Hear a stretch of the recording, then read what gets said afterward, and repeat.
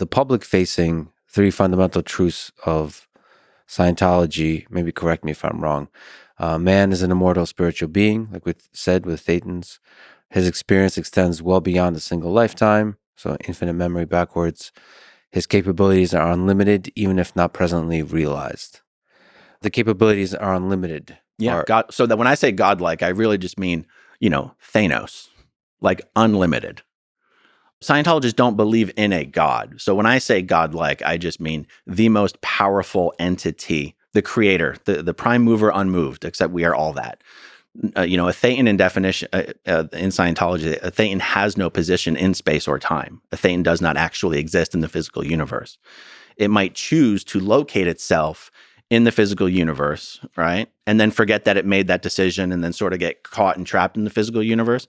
But that once the Thetan is restored to its native powers, everything you see here in the physical universe is just a Thetan playing a game.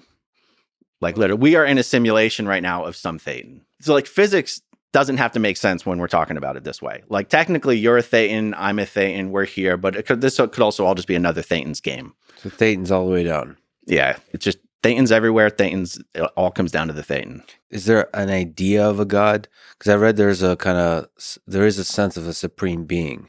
Is that basically the Thetan that's at the core, at the bottom of it all? Yes. Not defined, undefined. Correct. Scientology has this concept of the dynamics. L. Ron Hubbard breaks life into 8 different dynamics, and the dynamic meaning a thrust towards survival. Mm-hmm. So he would say, the first dynamic is you yourself. Second dynamic is your family. Third dynamic is any other group that you're a part of other than your family. Fourth dynamic is all humankind. The fifth dynamic is plant and animal life, all non-human life. Sixth dynamic is the physical world. Seventh dynamic is sort of like spirituality collectively, Thetans, us as Thetans. Mm-hmm. And the eighth dynamic, L. Ron Hubbard says, Scientology doesn't deal with the eighth dynamic, but we recognize that people have this idea of a supreme being. And so Scientology says you can call the eighth dynamic the supreme being dynamic, but we call it infinity. Just the allness of everything without having to define it.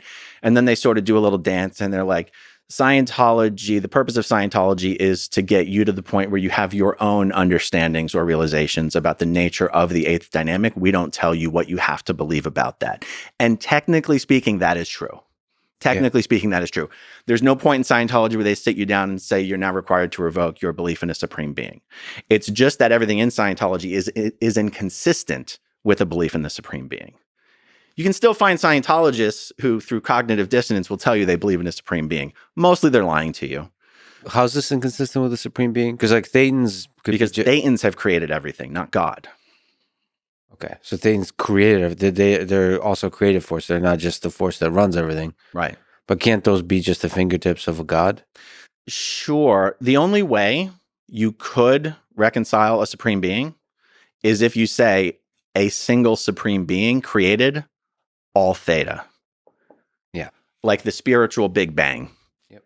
But that's not what most people think when they talk about God. They're talking about a creator of the physical universe. Yes. There's no theta. Right.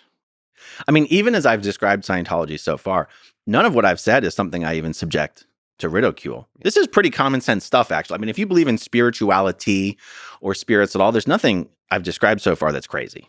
Yeah. Believing in past lives isn't particularly unique or special. Right. The fact that Scientology does this little dance of pretending to believe in a God, I mean, it's even like a PR line. Scientology representatives will tell you can be a Christian and be a Scientologist.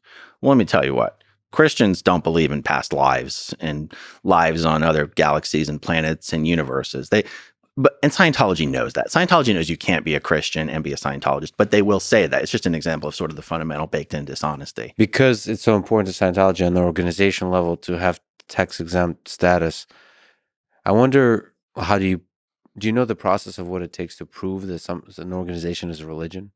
While going through that process with the IRS for the second time, by the way, Scientology actually had tax exemption in the early days and the IRS pulled it, and then they got it back in 1993.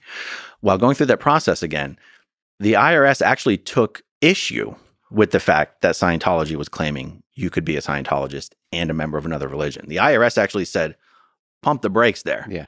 If you're going to say that, we're going to say you're not a religion. Yeah.